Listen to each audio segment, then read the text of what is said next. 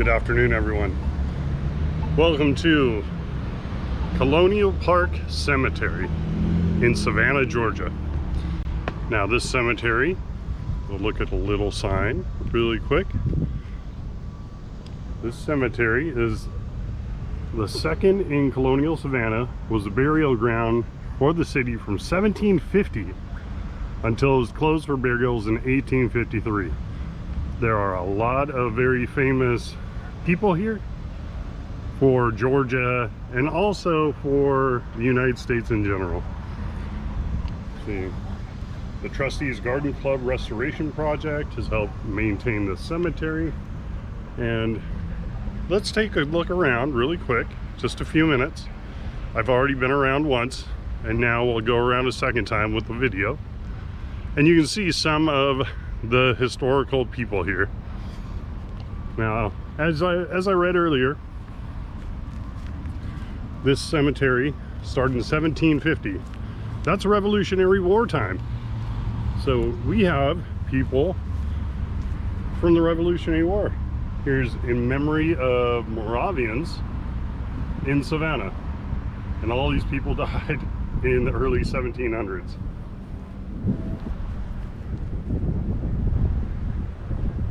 William Stevens, first Grand Master of the Grand Lodge of Georgia. I couldn't find his grave though. There's a sign for it, but I couldn't find his grave. Elbert, General Elbert, from the Continental Army. And he was the governor of Georgia. So this is a Revolutionary War. He was a Revolutionary War hero way back. And so there are a lot of graves from the 1700s. There's 1832, 1791. The person's name is broken off. Let's go look at some other Revolutionary War people. Right ahead. We have James, Joseph, and John Habersham in this grave. And Lieutenant Colonel in the Continental Army, Postmaster General under George Washington, Joseph Habersham. Continental Army Major, member of the Cincinnati Society, Trustee of Georgia. James and his wife, Mary Bolton. George Whitfield's and a leading American planner.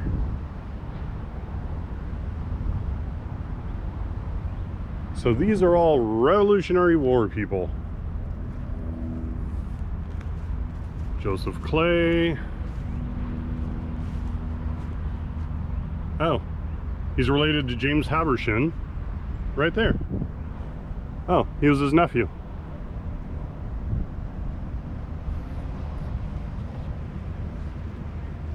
And these were all part of the American cause. And so you find some American and French people here. There's actually even there's a grave with a British and an American in the same grave. Archibald Bullock. More Revolutionary War people. Oh, I just like this one. This is from 1735. Doc Samuel Vickers. Oh, 1785. Yes, that makes a little more sense since the cemetery started in 1750. Now here's probably the most renowned grave in this cemetery. Button Gwinnett. Now who the heck is Button Gwinnett? Born 1735, died 1777. The Georgia signer of the Declaration of Independence. He's the president of Georgia whose remains are buried in the cemetery underneath this, where we're standing right now. So an actual signer of the Declaration of Independence is buried here. And I've never seen anything like that, nor have I seen a single Revolutionary War grave before, because I'm not from the East Coast. So being from California, you might get a World War I. There are a little bit of Civil War. Major John Berrien. He's a Supreme Court judge of New Jersey, trustee of Princeton, second lieutenant in Georgia Continental Brigade. So more and more Revolutionary War. There is one grave I definitely want to show you. I just need to find it. I think it's in this area. And there are a lot of old graves, like Georgia historians from the 1800s. James Johnson, Georgia's first newspaper publisher. Here it is.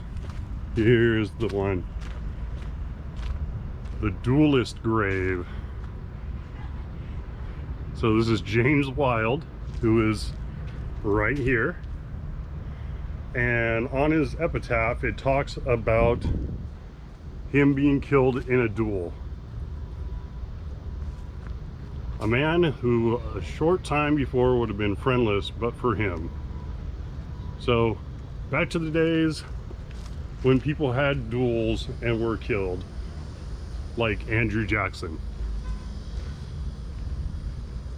So that one I find really interesting. And the cemetery itself is not very big. I mean, you know, this was in the 1700s, so you know, like, people, you know, there weren't as many people around. Let's just say it like that. And also, you know, there's not a lot of people could always afford a headstone that will survive, you know, 250 years. On the wall, there is the back wall over there. We might as well take a walk.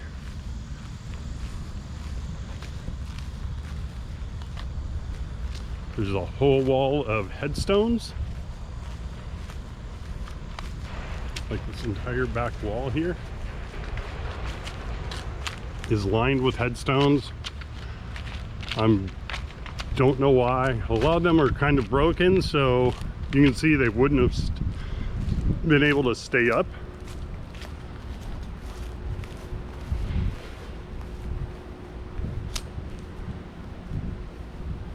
And so there's a whole wall of headstones right there. This one's really cool. I like the design on it. Moses Wagner.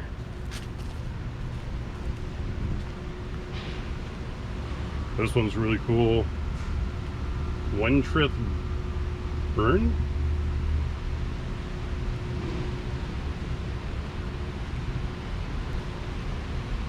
There's one last part. I know this is dragging on a little bit. There's one last part that I want to show you.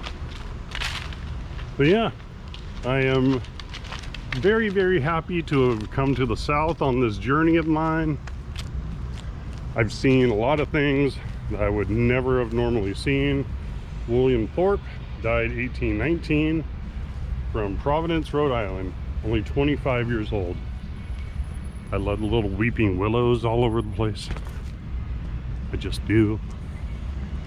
Hopefully I can find the very last spot that I am looking for. I found it.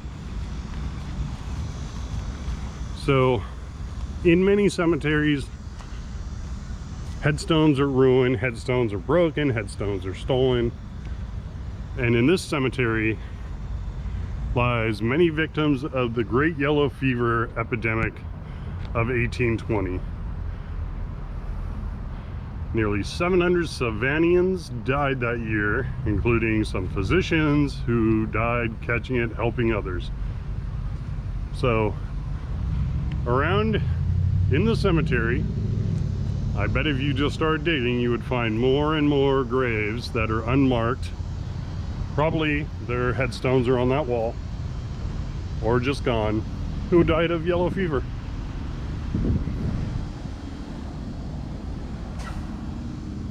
All right. I hope you enjoyed your cemetery tour. Peace.